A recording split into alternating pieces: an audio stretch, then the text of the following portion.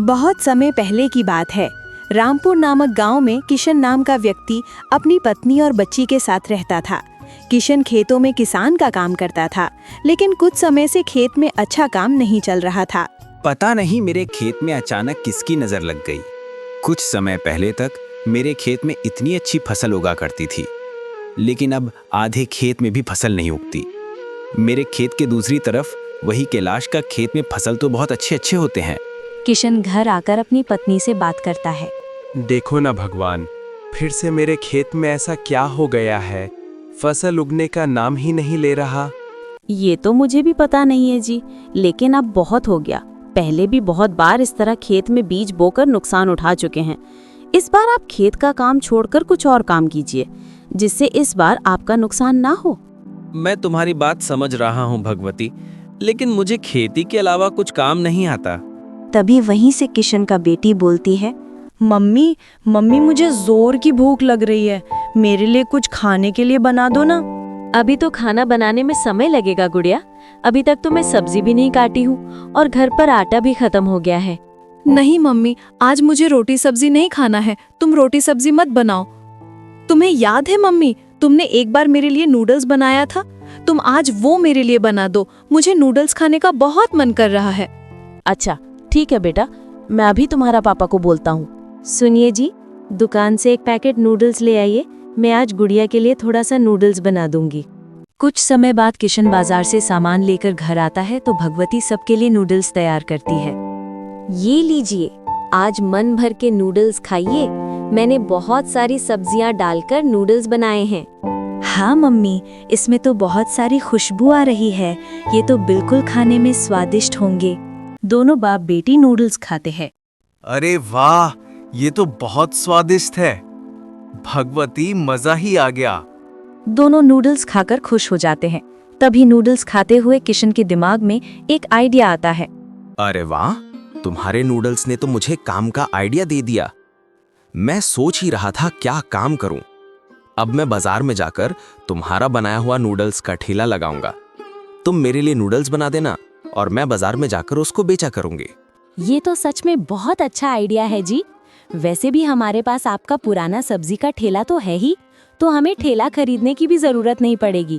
बस आप बाजार से नूडल्स बनाने का सामान ला दीजिए, बाकी का सारा काम मैं देख लूंगी। ठीक है भगवती, मैं अभी जाकर नूडल बनाने का सारा सामान खरीद कर लाता हूँ। कैलाश बाजार से काफी सारा नूडल्स बनाने का सामान खरीद कर लाता है। अगले दिन भगवती सुबह जल्दी उठकर नूडल्स बनाने की तैयारी शुरू कर देती है। क्यों ना भगवती, मुझे भी अपने जैसा नूडल बनाना सिखा दो। मैं बस तुम्हारी एक कढ़ाई ही नूडल बाजार लेकर जा सकता हूँ, बाकी नूडल तो मुझे खुद ही गर्मा गर्म बनाना पड़ेगा। अरे आप चिंता क्यों करते हो, नूडल बनाना इतना भी मुश्किल काम नहीं है। आप बैठिए, मैं आपको सिखाती हूँ। भगवती किशन को नूडल बनाना सिखाती है। किशन बाजार में अपना नूडल्स का ठेला लेकर पहुँच जाता है। शाम को जब गांव की चौपाल के पास उसने पहली बार ठेला लगाया तो लोग उत्सुक नजरों से उसे देखने लगे। अरे किशन, ये क्या कर रहा है तू? खेती बाड़ी छोड़कर अब ये नूडल्स बेचेगा? राम सतन काका, ये तो शहर में हर गली हर ठेले में मिल जाती है। सोचा क्यों ना गांव वालों को भी इसका स्वाद चखाया जाए। पास खड़े उमेश और शिवम, जो गांव के शरारती लड़के थे, मजाक उड़ाने लगे। देखो देखो, किशन बाबू अब रसोइया बन गए हैं। हाँ भाई, ये तो बढ़िया है। आज से हम इन्हें नूडल वाले किशन कहेंगे। किशन ने उनकी बातों का बुरा न मानकर नूडल्स बनाना शुरू किया। गरम तवे पर जब तेल पड़ा तो खुशबू पूरे चौपाल में फैल गई। तभी वहां एक लड़का आता है। वाह किशन भैया, कितनी अच्छी खुशबू आ रही है, जरा एक प्लेट मुझे भी देना। किशन ने बड़ी लगन से पहली प्लेट बनाकर कार्तिक को दी। कार्तिक ने चखते ही आंखें बड़ी कर ली। अरे वाह, ये तो बहुत स्वादिष्ट है, बिल्कुल शहरों जैसा। ये सुनकर बाकी गांव वाले भी आकर्षित हुए। धीरे धीरे लोग पास आने लगे। अच्छा, हमें भी एक प्लेट दे बेटा, देखते हैं शहर का खाना कैसा होता है। जी काका, अभी लीजिए ना। कुछ ही देर में उसके ठेले पर भीड़ लग गई। सब एक एक प्लेट लेकर छक रहे थे और तारीफ कर रहे थे। अरे किशन, ये तो सच में मजेदार है। अरे लगता है हम मजाक करने में गलती कर बैठे हैं। किशन की ये सब देखकर बहुत खुश होता है। पहली ही शाम उसका ठेला अच्छा चला, उसकी कमाई भी बहुत अच्छी हो जाती है। जब वो अपना ठेला समेटकर अपने दिन की कमाई को देखता है तो खुशी से उसके चेहरे पर एक अलग ही रौनक छा जाती है। इतने पैसे तो मैं पूरा महीना सब्जी बेचकर भी नहीं कमा पाता, जितना मैं आज एक दिन नूडल बेचकर कमा लिया। घर जाते समय गुड़िया के लिए नई ड्रेस ले देता हूँ। ये लो गुड़िया, तुम्हारे लिए नए कपड़े। तुम बहुत दिन से जिद कर रहे थे ना, नए कपड़े दिला दो, ये लो। गुड़िया बहुत खुश हो जाती है। थैंक यू सो मच पापा मेरे लिए कपड़े लाने के लिए। अजी आज का दिन कैसा गया? किशन भगवती को अपनी कमाई के बारे में बताता है। ये बात सुनकर भगवती बहुत खुश हो जाती है। धीरे धीरे उनका काम बहुत अच्छा चल जाता है और किशन अपने लिए नया मोटरसाइकिल खरीद लेता है। लेकिन उनकी तरक्की देखकर उनका पड़ोसी सुबोध जल भुन जाता है। अरे जब से इसने नूडल्स बेचने का काम शुरू किया है तब से ये लोग कुछ ज्यादा ही हवा में उड़ रहे हैं। अगर नूडल्स के काम में इतनी ही कमाई है तो मैं भी कल से नूडल्स ही बेचूंगा।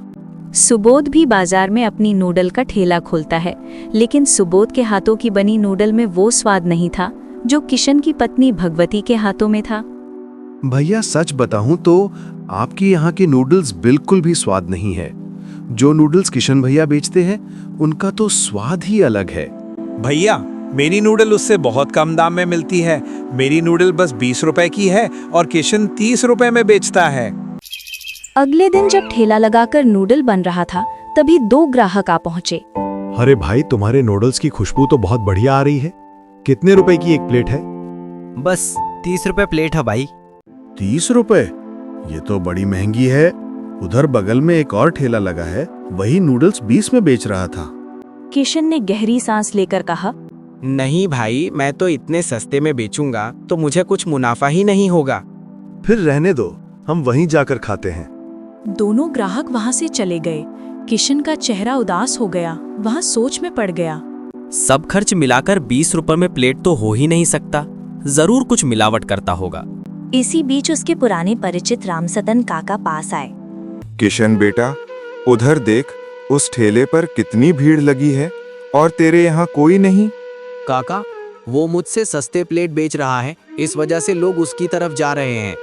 बेटा धंधा करना है तो कुछ नया करना पड़ेगा, वरना भीड़ हमेशा सस्ते वाले की तरफ ही जाएगी। ये कहकर काका चले गए। आज फिर धंधा नहीं हुआ, सुबोध के वजह से। यह बोलकर किशन अपने घर आ जाता है। अरे आज इतनी जल्दी कैसे आ गए आप? आज इतनी जल्दी सब बेच दिए क्या? नहीं भाग्यवान, आज तो मेरा धंधा ही नहीं हुआ। हमारा पड़ोसी सुबोध वो मेरे से सस्ते चाउमीन बेच रहा है, सभी लोग उसकी तरफ ही जा रहे हैं। अरे इतने सस्ते में कैसे बेच रहा है? जरूर सस्ता और खराब सामान इस्तेमाल कर रहा होगा। अब मैं क्या करूं भाग्यवान, मुझे तो समझ ही नहीं आ रहा है। भगवती कुछ देर सोचती है, फिर बोलती है, अरे आप चिंता मत कीजिए, कल से आप चिकन नूडल बेचिए। चिकन नूडल का नाम सुनते ही सभी ग्राहक आपके पास आ जाएंगे। वाह, ये तो कुछ नया है। तभी अगले दिन ही दोनों मिलकर चिकन नूडल बनाने लगते हैं। किशन चौपाल पर अपना ठेला लेकर आ जाता है और चिकन नूडल बनाने लगता है। उसकी खुशबू पूरे इलाके में फैल गई। इसी बीच वही 2 ग्राहक जो कल महंगा कहकर चले गए थे, पास आ पहुंचे। अरे भाई, आज तो ठेले पर कुछ अलग ही दिखाई दे रहा है। क्या नया बनाया है? हाँ, आज चिकन नूडल बनाया हूँ। अच्छा, तो कितने रुपए की एक प्लेट ले? आज के लिए सिर्फ 30 रुपए और कल से 50 रुपए। अरे भाई, इतना महंगा? आप बस आज खाकर देख लो, फिर बताना कल आना है या नहीं। किशन फिर दोनों के लिए एक एक प्लेट गर्मा गर्म और अच्छे से मसाले डालकर चिकन नूडल्स बना देता है। जब दोनों ग्राहकों ने जैसे ही पहला निवाला मुंह में डाला, उनकी आंखें चमक उठी। वाह, ये तो कमाल का स्वाद है। सच कहूं तो इतने अच्छे नूडल्स तो मैंने कभी नहीं खाए, और इसमें तो 4 चांद लगा दिए। दोनों ने प्लेट चट कर दी और संतुष्टि से बोले, भाई हम तो हर रोज यहीं आएंगे। ये सब सुनकर किशन बहुत खुश हो जाता है। थोड़ी ही देर में वहाँ भीड़ लग गई। बच्चे, बड़े और नौजवान सब चिकन नूडल्स का स्वाद लेने जुट गए। ठेले के पास शोरगुल मच गया। तभी रामसतन काका भीड़ चीरते हुए पहुंचे। अरे किशन बेटे, तुमने तो कमाल कर दिया। सारे लोग तुम्हारे ठेले पर उमड़े पड़े हैं।